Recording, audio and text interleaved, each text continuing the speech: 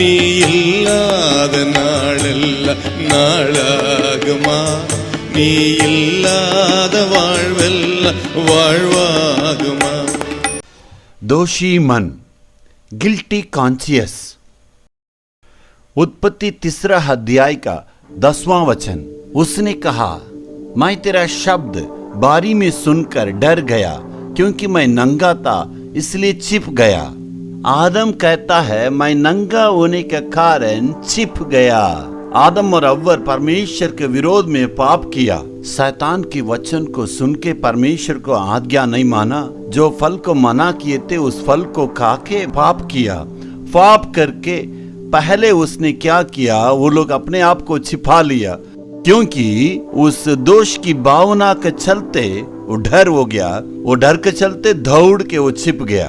दोष की भावना हमें डर को लाता। हाय रे, मैं परमेश्वर के विरोध काम किया है, जिस काम के लिए मना किया था उसको तो मैं कर दिया। कितने बार परमेश्वर कहने से भी मैं बार बार इस कार्य को करके परमेश्वर के विरोध को काम किया।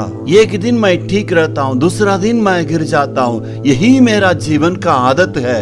मैं क्या करूँगा? एक मनुष्य पाप करके उसको द्वारा जब चिंता करने से पाप करने वाला मनुष्य दिल में दोष की भावना होकर अपने आप को गुलाम के रूप में समझता है। वो आजादी को महसूस नहीं करता। खुशी को बाहर दिखाई पड़ता है, लेकिन मन की गहराई में खुशी नहीं है, क्योंकि उसी दोष की भावना आदम हव्वा के अंदर ये डर, परमेश्वर की आज्ञा नहीं माने, हमने पाप कर दिया, वे दौड़ के छिप गए। बाइबल में डर का शब्द यहीं पर पहले बार आती है। मैं डर के छिप गया।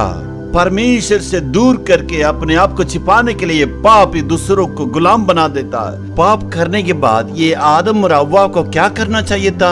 परमेश्वर को खोज के दौड़ के, हे प्रभु, शैतान की बातों को सुन के बहकाव में आ गए। प्रभु, जिस पल को तूने मना किया हमने खाया, हमने पाप किया, हम नंगा हो गए। हे प्रभु, हमें क्षमा कीजिए बोल के दौड़ के आना था। उनको परमेश्वर के पास दौड़ के आना चाहिए था, लेकिन परमेश्वर के पास वे दौड़ के नहीं आए।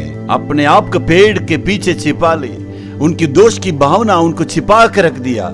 की लोगों को मैं कहता हूँ, यदि दोष की भावना में है तो आज परमेश्वर के पास आना है। परमेश्वर के पास आके, हे प्रभु, मैं पापों में फंसा हूँ, मैं मुसीबत में फंसा हूँ, प्रभु मैं उलझन में हूँ, मुझे छुड़ाइए प्रभु जी।